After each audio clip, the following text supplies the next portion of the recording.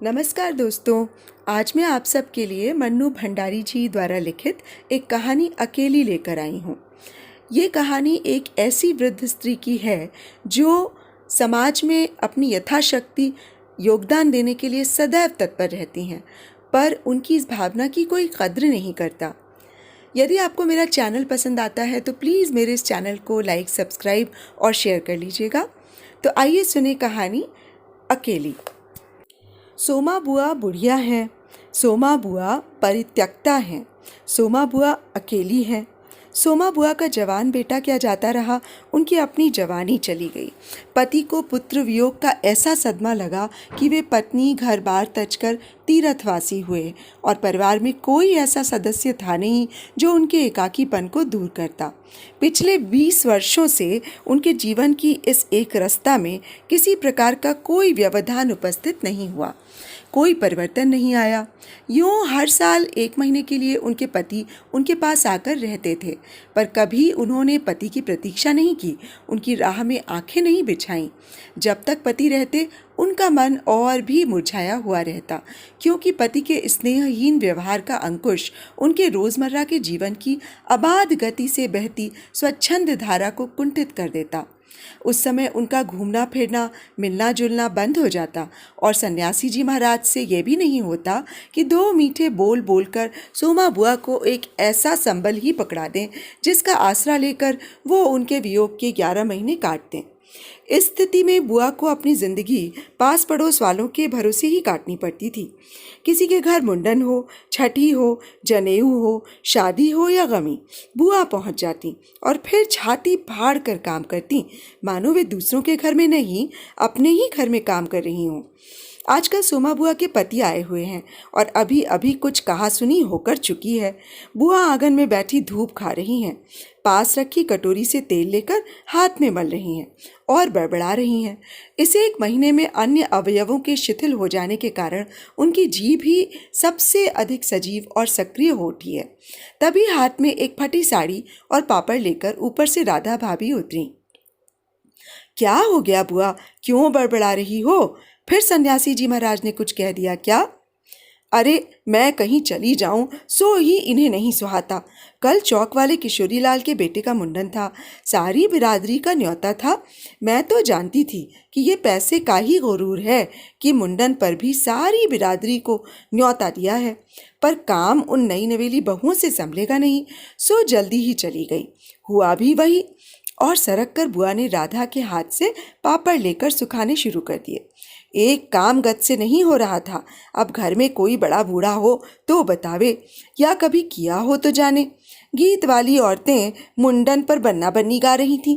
मेरा तो हंसते हंसते पेट फूल गया और उसकी याद से ही कुछ देर पहले का दुख और आक्रोश धुल गया। अपने सहज स्वाभाविक रूप में वे कहने लगीं, भट्ठी पर देखा तो अजब तमाशा, समोसे कच्चे ही उतार दिए और इतने बना दिए कि 2 बार खिला दो, और गुलाब जामुन इतने कम कि एक पंगत में भी पूरे ना पड़े। उसी समय मैदा सानकर नए गुलाब जामुन बनाए। दोनों बहुएं और किशोरी लाल तो बेचारे इतना जस मान रहे थे कि क्या बताऊं। कहने लगे, अम्मा तुम ना होती तो आज भात दुड़ जाती। अम्मा तुमने लाज रख ली। मैंने तो कह दिया कि अरे अपने ही काम नहीं आएंगे तो कोई बाहर से तो आएगा नहीं। ये तो आजकल इनका रोटी पानी का काम रहता है, नहीं तो मैं सवेरे से ही चली आती। तो सन्यासी महाराज क्यों बिगड़ पड़े? उन्हें तुम्हारा आना जाना अच्छा नहीं लगता बुआ? यूं तो मैं कहीं आऊं जाऊं सो ही इन्हें नहीं सुहाता, और फिर कल किशोरी के यहाँ से बुलावा नहीं आया। अरे मैं तो कहूँ कि घर वालों का कैसा बुलावा, वे लोग तो मुझे अपनी माँ से कम नहीं समझते। नहीं तो कौन भला यूं भट्ठी और भंडार घर सौंप दे, पर अब इन्हें कौन समझाए। कहने लगे, तू जबरदस्ती दूसरों के घर में टांग अड़ाती फिरती है। और एकाएक उन्हें उस क्रोध भरी वाणी और कटु वचनों का स्मरण हो आया जिनकी बौछार कुछ देर पहले ही उन पर होकर गुजर चुकी थी। याद आते ही फिर उनके आंसू बह निकले। अरे रोती क्यों हो बुआ, कहना सुनना तो चलता ही रहता है। सन्यासी जी महाराज 1 महीने को तो आकर रहते हैं, सुन लिया करो। और क्या, सुनने को तो सुनती ही हूँ, पर मन तो दुखता ही है कि 1 महीने को आते हैं तो भी कभी मीठे बोल नहीं बोलते। मेरा आना जाना इन्हें सुहाता नहीं। सो तू ही बता राधा, ये तो साल में 11 महीने हरिद्वार रहते हैं, इन्हें तो नाते रिश्ते वालों से कुछ लेना देना नहीं, पर मुझे तो सबसे निभाना पड़ता है। मैं भी सबसे तोड़ ताड़ कर बैठ जाऊं तो कैसे चले। मैं तो इनसे कहती हूँ कि जब पल्ला पकड़ा है तो अंत समय में भी साथ ही रखो। सो तो इनसे होता नहीं। सारा धर्म कर्म ये ही लूटेंगे, सारा जस ये ही बटोरेंगे, और मैं अकेली पड़ी पड़ी यहाँ इनके नाम को रोया करूँ। उस पर से कहीं आऊँ जाऊँ वो भी इनसे बर्दाश्त नहीं होता। और बुआ फूट फूट कर रो पड़ी। राधा ने आश्वासन देते हुए कहा, रो नहीं बुआ, अरे वे तो इसलिए नाराज हुए कि बिना बुलाए तुम चली गईं। बेचारे इतने हंगामे में बुलाना भूल गए तो मैं भी मान करके बैठ जाती, फिर घर वालों को कैसा बुलावा। मैं तो अपनेपन की बात जानती हूँ। कोई प्रेम नहीं रखे तो 10 बुलाए पर नहीं जाऊँ, और प्रेम रखे तो बिना बुलाए भी सिर के बल जाऊँ। मेरा अपना हरखू होता और उसके घर काम होता तो क्या मैं बुलावे के भरोसे बैठी रहती। मेरे लिए जैसा हरखू वैसा किशोरी लाल। आज हरखू नहीं है, इसी से दूसरे को देख देख कर मन भरमाती रहती हूँ। और वे हिचकियाँ लेने लगीं। सूखे पापड़ों को बटोरते बटोरते स्वर को भरसक कोमल बनाकर राधा ने कहा, तुम भी बुआ बात को कहाँ से कहाँ ले गईं। अब चुप भी हो, पापड़ भून कर लाती हूँ, खाकर बताना कैसा है। और वो पापड़ लेकर ऊपर चढ़ गई। कोई सप्ताह भर बाद बुआ बड़े प्रसन्न मन से आईं और सन्यासी जी से बोली, सुनते हो, देवर जी के ससुराल वालों की किसी लड़की का संबंध भागीरथी जी के यहाँ हुआ है। ये सब लोग यहीं आकर ब्याह कर रहे हैं। देवर जी के बाद तो उन लोगों से कोई संबंध ही नहीं रहा, फिर भी हैं तो समधी ही, वे तो तुमको भी बिना बुलाए नहीं मानेंगे। समधी को आखिर कैसे छोड़ सकते हैं। और बुआ पुलकित होकर हंस पड़ी। सन्यासी जी की मौन उपेक्षा से उनके मन को ठेस तो पहुंची, फिर भी वे प्रसन्न थीं। इधर उधर जाकर वे विवाह की प्रगति की खबरें लाती। आखिर एक दिन ये भी सुनाई कि उनके समधी यहाँ आ गए हैं और जोर शोर से तैयारियां हो रही हैं। सारी बिरादरी को दावत दी जाएगी, खूब रौनक होने वाली है। दोनों ही पैसे वाले ठहरे। क्या जाने हमारे घर तो बुलावा आएगा भी कि नहीं। देवर जी को मरे 25 साल हो गए, उसके बाद से तो कोई संबंध ही नहीं रहा। रखे भी कौन, ये काम तो मर्दों को होता है। मैं तो मर्द वाली होकर भी बेमर्द की हूँ। और एक ठंडी सांस उनके दिल से निकल गई। अरे वाह बुआ, तुम्हारा नाम कैसे नहीं हो सकता। तुम तो समधिन ठहरी। संबंध ना रहे तो कोई रिश्ता थोड़ी ही टूट जाता है। दाल पीसती हुई घर की बड़ी बहू बोली, है बुआ, नाम है, मैं तो सारी लिस्ट देख कर आई हूँ। विधवा ननद बोली। बैठे ही बैठे 2 कदम आगे सरक कर बुआ ने बड़े उत्साह से पूछा, तू अपनी आंखों से देख कर आई है? नाम तो होना ही चाहिए, पर मैंने सोचा कि क्या जाने आजकल के फैशन में पुराने संबंधियों को बुलाना हो ना हो। और बुआ बिना 2 पल भी रुके वहाँ से चल पड़ी। अपने घर जाकर सीधे राधा भाभी के कमरे में चढ़ी। क्यों री राधा, तू तो जानती है कि नए फैशन में लड़की की शादी में क्या दिया जावे है।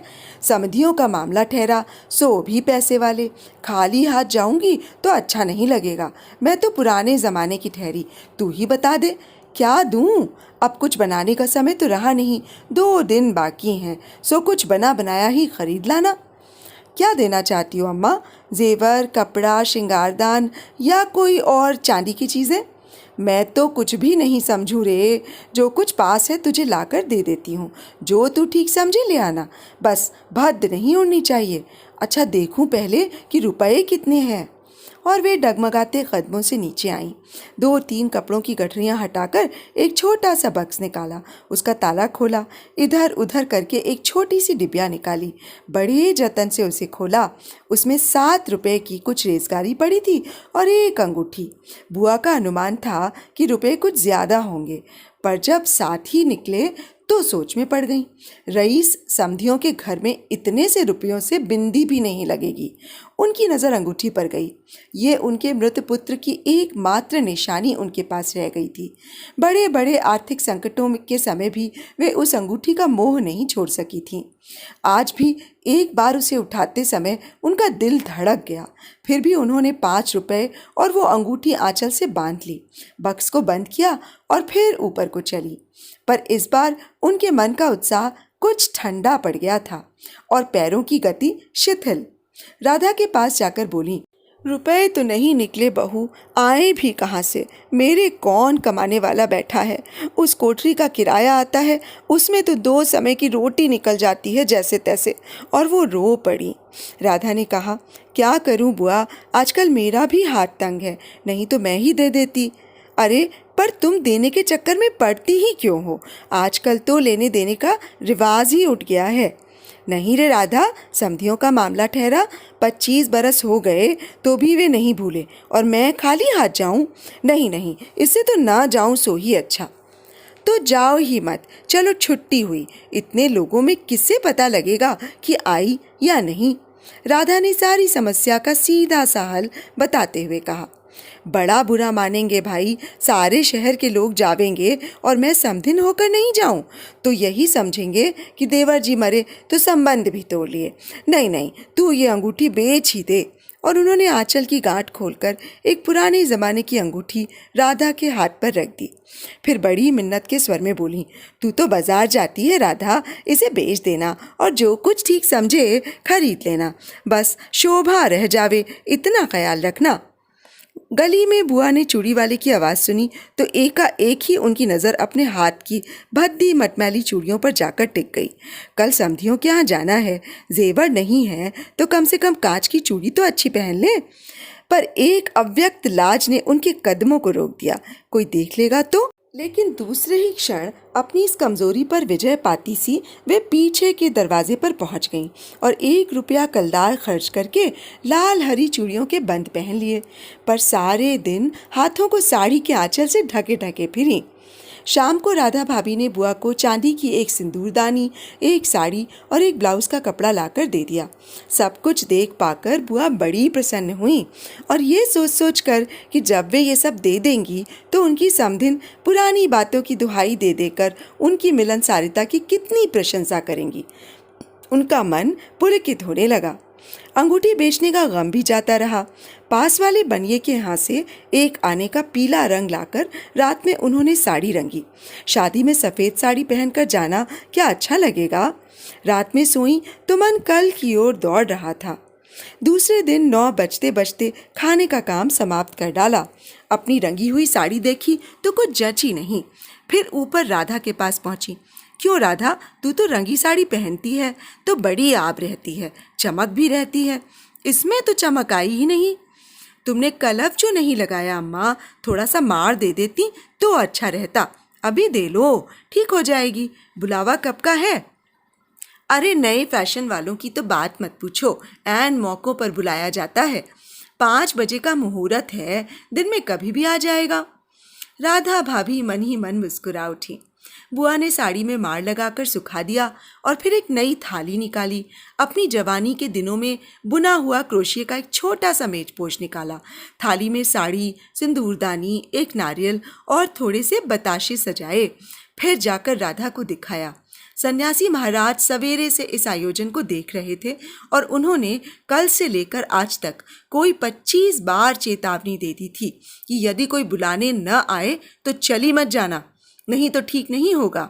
हर बार बुआ ने बड़े ही विश्वास के साथ कहा, मुझे क्या बावली ही समझ रखा है जो बिना बुलाए चली जाऊंगी? अरे वो पड़ोस वालों की नंदा अपनी आंखों से बुलावे की लिस्ट में मेरा नाम देख कर आई है, और बुलावेंगे क्यों नहीं? शहर वालों को बुलावेंगे और समधियों को नहीं बुलावेंगे क्या? 3 बजे के करीब बुआ को अनमने भाव से छत पर इधर उधर घूमते देख राधा भाभी ने आवाज़ लगाई, गई नहीं बुआ? एकाएक चौंकते हुए बुआ ने पूछा, कितने बज गए राधा? क्या कहा? 3? सर्दी में तो दिन का पता ही नहीं लगता है। बजे 3 ही है और धूप सारी छत पर से ऐसे सिमट गई मानो शाम हो गई हो। फिर एकाएक जैसे ख्याल आया कि ये तो भाभी के प्रश्न का उत्तर नहीं हुआ, तो ज़रा ठंडे स्वर में बोली, मुहूर्त तो 5 बजे का है, जाऊंगी तो 4 तक जाऊंगी, अभी तो 3 ही बजे हैं।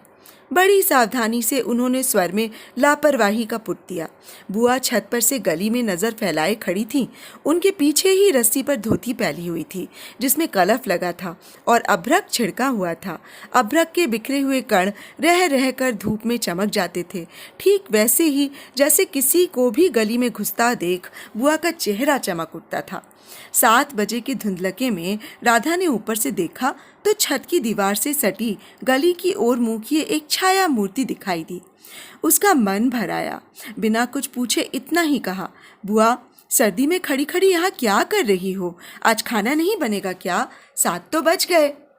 जैसे एकाएक नींद में से जागते हुए बुआ ने पूछा, क्या कहा? 7 बज गए? फिर जैसे अपने से ही बोलते हुए पूछा, पर 7 कैसे बज सकते हैं?